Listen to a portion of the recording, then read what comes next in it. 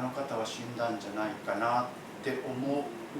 としか思えないような方たち、みんな40代でした。普通じゃないでしょ。がはっきり言うけど、片手で指を折ってもまだ足りないぐらい知っています。怖いけどね、献身者の世界とそれで怖いということです。聖なる領域だということです。選びと召しがどれほど厳格なものであるか、今でもそうなんです。民数記30節に書いてあるように、これ聖なる領域ですから、本当に舐めてはいけないんです。軽々しく考えてはいけないんですね。そういう人がいるんですね。ことを覚えなきゃいけません。で、この選びと召しというテーマでね、僕今日4つ話を準備してきたんですけど、今言ったのが1つ、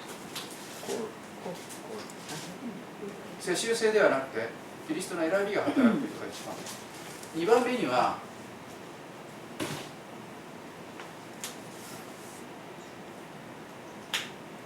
聖霊が彼らを導く主催者であるということを、言い換えると、さっき神学校の話しましたが、学校を作って育てるようなものではないということをお話ししたいと思うんですね。神学校というところでも、さっき言ったように何%か不純物が入り込んで、神様の召しが完全に成就してなくて、人間が作った制度によって、はい、あなたは今日から牧師に任命します。牧師の資格を取りました。勇気の通信講座みたいな感じで牧師が取れるみたいな感じで大変なことですよね。それなるべくないようにしてますけど、何%かはそれ間違いが入り込むんですが、このご益者を育てるために、例えば預言者学校とか実際あるんですけど、存在しているのに知ってますが、非常に危険なことなんです。で、ヘーゲン先生の話にまたなりますが、ヘーゲン先生がある時預言者学校を作ろうと思った時があって、そうすると聖霊様から示しが来て、作ってはならないって言われたの。それは彼らがご益者がそれぞれの道に召されて成長していくのには、全て聖霊が導くので、その必要はありません。で、一般的な聖書全般の知識を学ぶ、いわゆる神学校というところさえ、それは神様を是認して受け入れておられるんですけども、受容しておられるわけですが、それさえ出ればそれでいいから、あとは彼らが聖霊が召される方向に行かせなさい。そしたら聖霊がその道を完成させてくださいから、人が学校を作ってそうやってはならないということなんですね。だから神学校へのもう一つ上の霊的高い水準だということが分かりますよね。で、これを言った時に、実際に私の知ってる先生方で作ってる人が、2人ぐらいいますけども、気をつけないとなと思うんですね。で、面白いのはね、また大分の私の知り合いの宣教師ジョン先生の話になりますが、彼はね、私の見立てでこれに召されてるんです。で、いつかも言いましたように、神様の啓示をもらってノートを書いてるって話したでしょ。それ予言的な賜物なんです。一人一人まだ個人予言とかはしませんけども、予言喫茶みたい、予言カフェみたいなことはしませんけども、神様との交わりの中でいろんな啓示を受けていく人なんですね。で、また夢の話もしたでしょ。彼はね、よく夢を見るんです。で、その夢の解き明かしができるんですが、ある時彼は夢の解き明かしについて、書かれた書物を、英語の本ですが手に来たんです。で、その方も夢を通して神様から啓示をよく受け取る人、ジェームズ・ゴールという著者の書いた英語の本を手に入れたんですね。で、これは私に必要な本だと思って学びましょうと思って読んだんですよ。その後に彼が言うことを聞いたところはね、先生、僕ね、あの本に書いてあることを全部知ってましたよって言うんですよ。それ聞いて僕びっくりしてね、全部私あれと同じことを聖霊から学んでいますって言ったので、ヘーゲン先生のことを思い出して感動したんですね。聖霊が導いて教えるってのは本当なんだなと思ってます。だから人間が教える制度的な学校を作っちゃいけないっていうのはそういうことだったんだなと思ってますね。そういうことがあるんです。それが今2番の話ですね。聖霊が主催者なんだということで、3番目にこのことはね、なんてでしょう、自己宣伝っていうんでしょうか、自己宣伝をする必要はないということです。私は預言者なんです、あなたに預言してあげましょうって誰かが来たらどう思いますか？嫌でしょ私は預言、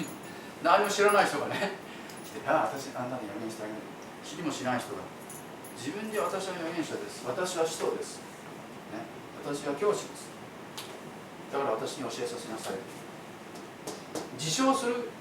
自己宣伝するものではない。これは神様が選んでその人を任命したならば必ずそれは現れてくるんです。だから自分は何もしなくていいんです。そうしたら人が認めてくるんです。人をして言わしめよう。どういうことかというとね、例えばある兄弟姉妹が来て、こういう問題抱えてるんです、祈ってって言って、祈ってあげるとしますよね。そうするとその後でその人が来てね、いやあなたにこの間祈ってもらったらね、あれからあとね事態がすごく好転してね、こうなりこうしてこうしてこうなりますようにってあなたが祈ったけど、本当にストーリーがその通りに展開していってね、あなたが祈ったのと同じストーリーがねなったのよ。そんなことを頻繁に人が言ってくるようになります。そうすると人々は、あなたひょっとしたら預言の賜物があるんじゃないの、バレるんです。自分で宣伝しなくてもちゃんと人は分かります、ね、私はね信徒のために祈るといつも涙が溢れてきてね、もう本当に信徒を愛してて愛しててたまらないんですよ。私はね羊飼いに召されてると思うんですよね。でも聞いている信徒たちは、へえそうだったのか、そんなこと夢にも思わなかっただったら違うんですね。みんながそう思うのは違うんです。人々がさっきの姉妹のように、本当に幸せなんです、私たち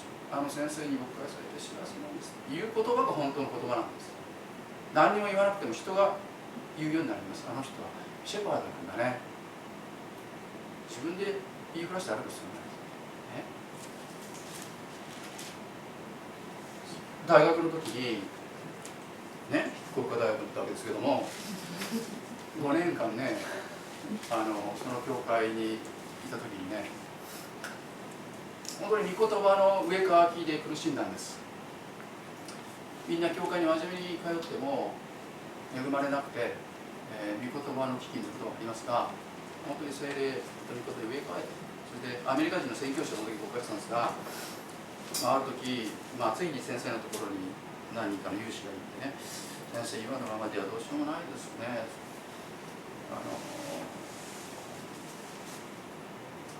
先生がもっと変わっていくようにならないとうちの教会はどうにもなりませんということで、言わざるを得ないところまで行っちゃったんですね。言いたくなかったんですけど、5年間聞いて一度も恵まれた経験がないわけですよ。いいことの恵みがない。そうするとその先生はね、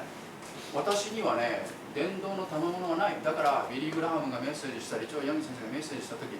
のようなことは起きないね、恵まれないかもしれない。でもね、私にはね教師の賜物があるんだ。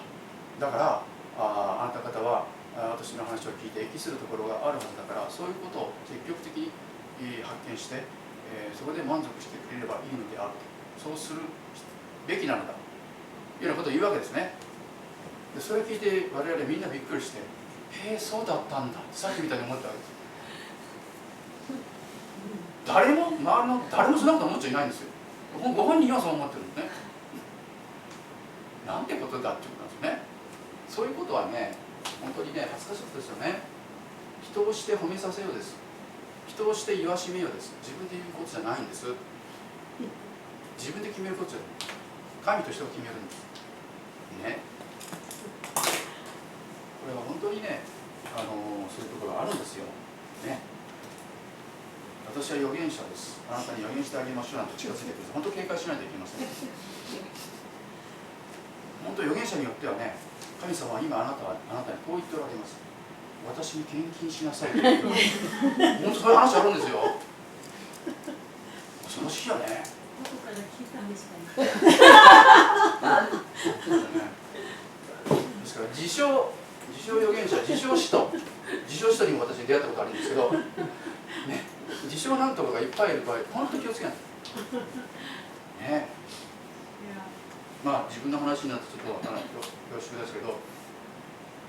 ね、僕普段からそういうことを思ってるから絶対そういうこと言わないぞっていう思いが強くて、ある時ね、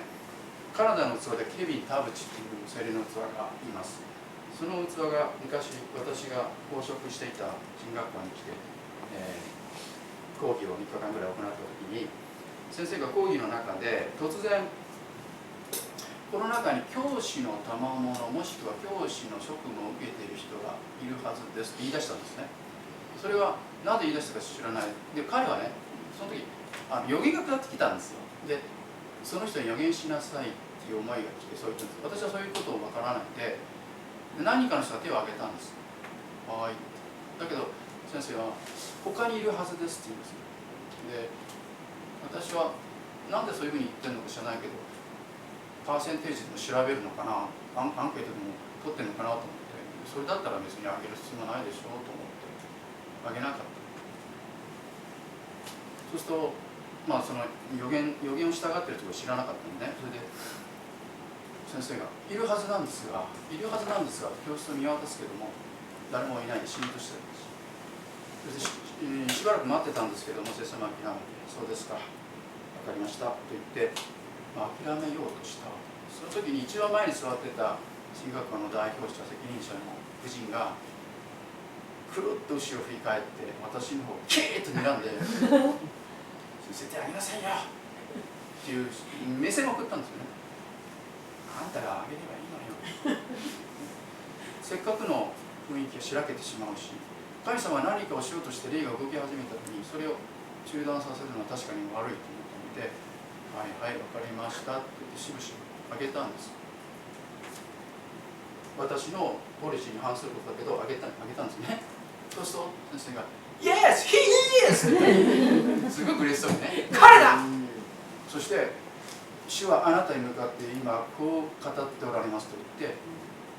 将来素晴らしい宮さんが来ますよ、そういうような祝福の予言をしてくださったんですけどね。そういう特殊な状況の中でそういうこともありましたけども、基本的にして3番目に言いたかったのはね、こういうことを自己宣伝することではないんだということなんですね。そして4番目に、これが最後になりますが、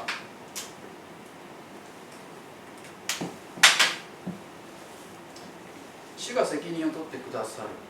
さっきも言いましたように、これらは聖霊様が導いて主催者として導いて完成させていくものです。だから一度召されたら、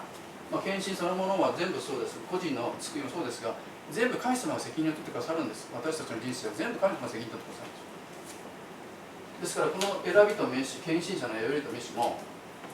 主が責任を取って全てを導いてくださいます。周りにある先生の素晴らしい経験を読んだことがあります。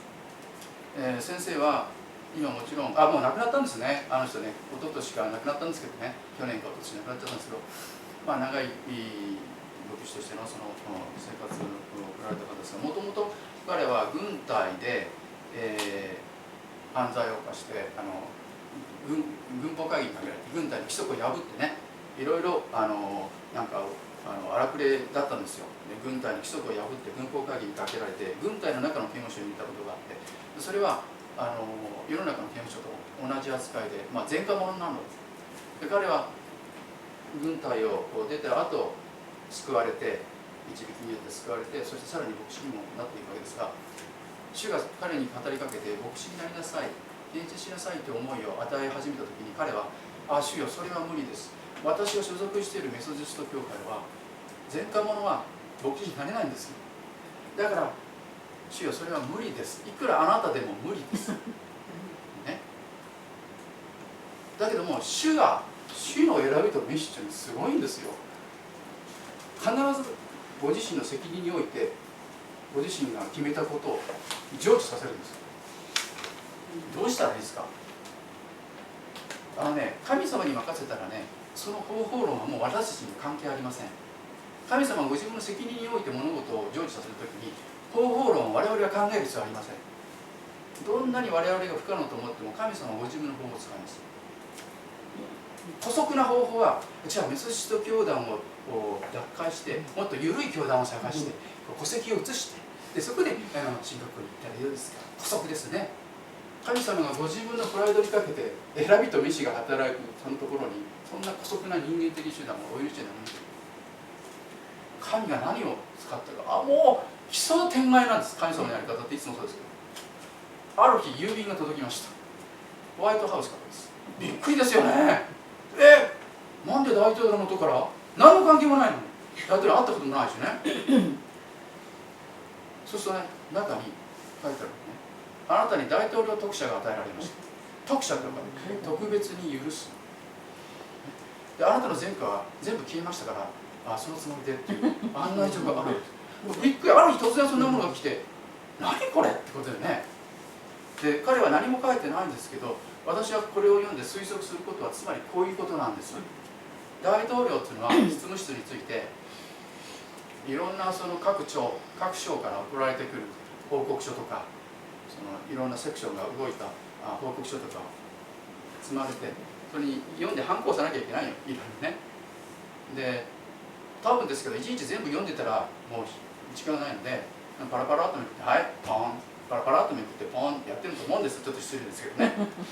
多分そうだと思うんです。そしてその軍から送られてきた何らかの報告書があって、それをパラパラっとめくった時に聖霊の導きです。あるページが開かれた時に聖霊はそこに目を移させたんです。そして読む気もないのに何気なく読み始めたんです。そしてマーリー・キャロダースという男が昔前科者だったんだが、こいつを悔い改めてすごくいい働きをし始めて、こういう人になりましたっていうようなことが報告書書いてあったんです。多分それで読んでるうちにガーッと感動が込み上げてきて、なんだこの男は、一体この男の人生に何が起きてこんなことが起きるんだ。感動が込み上げてきて、この男を応援してあげたい、そういう気持ちが彼の中に芽生えたと思うんです。大統領として私にできることは何かないだろうか思った時に、彼の前科を消してあげたい、それは聖霊が送る思いです。そして彼は構わねもしないのに自分からそれをやったんですね。全て神がやったことですね。神様に任せれば全部神様が責任を取ってくださいます。これは神様のご自身の責任において必ず導かれることなんですね。あと一つだけじゃあ証ししてもう終わりましょうか。私が以前いた教団の渋谷の教会の研修者たちたくさんいたんですが、その中で一人、ある兄弟伝道師さんがいたんですが、彼もまた神様の導きによって牧師に献身者になった人なんです。彼は、彼の奥さんとなるべき人がもうすでにクリスチャンだったんですけど、彼はクリスチャンじゃありませんでした。で、奥さんが献身の思いが与えられている人で、私は献身者としか結婚したくない、ね、ずっとそう祈ってた人だったんです。ところがあるお見合いの話が来て、その話は、その今の旦那さんですけど、もちろんノンクリスチャンですよね。これはお断りです。私はクリスチャンじゃないと結婚しません。ところが話がどんどん進んでいくんです。もう逆らいがたい強引な力でもって結婚の話が進んでいく。で、彼女は毎日礼拝堂に来て祈ってね、主よ、この結婚は間違ってます。どうかこの間違った道を歩ませないでください。祈るんです。そうすると平安がふわーっと出てきてね、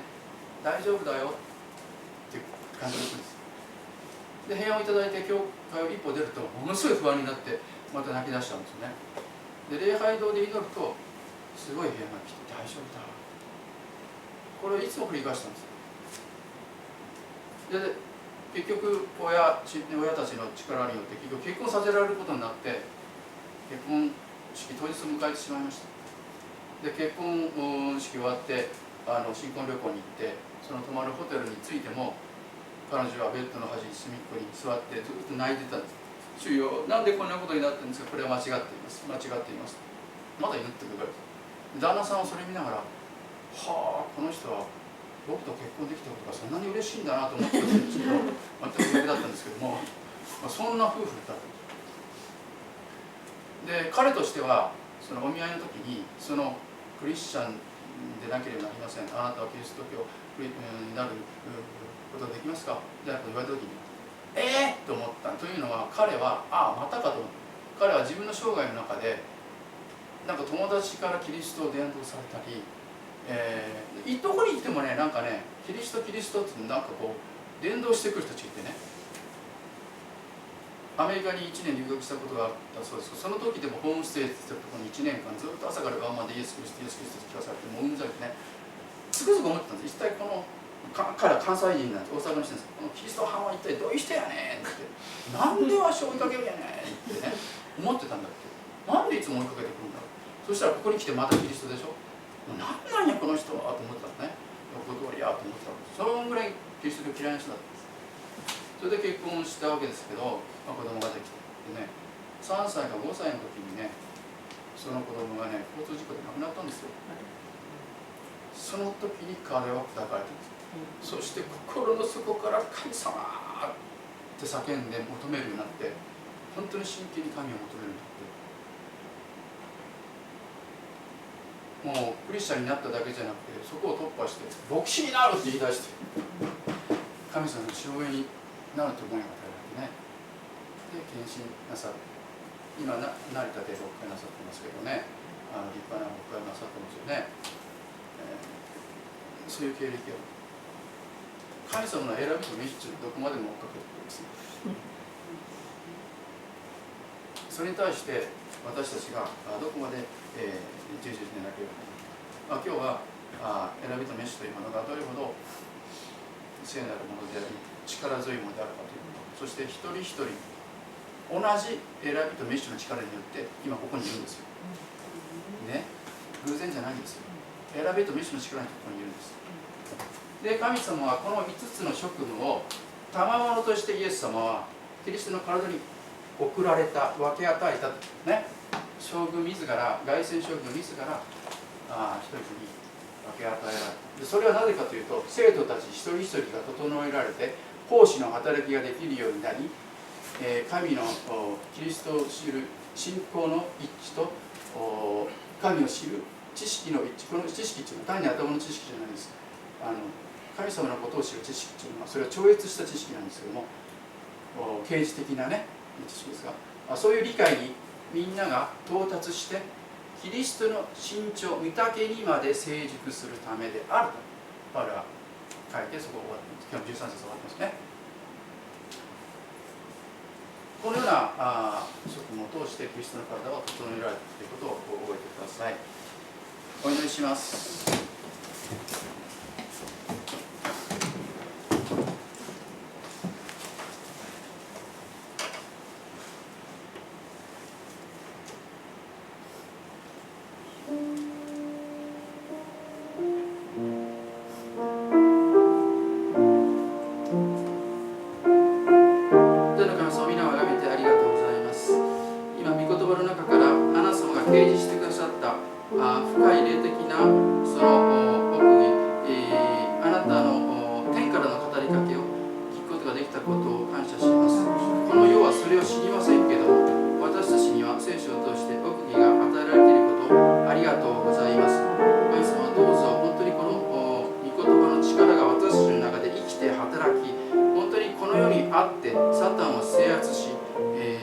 神様の御国の領域を広げていくために必要な神